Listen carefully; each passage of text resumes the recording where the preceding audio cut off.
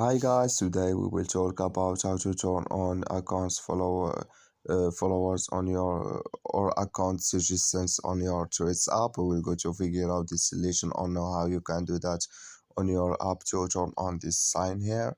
Just go down here, you click here on this sign down here, then it's going to take you to your profile or this window.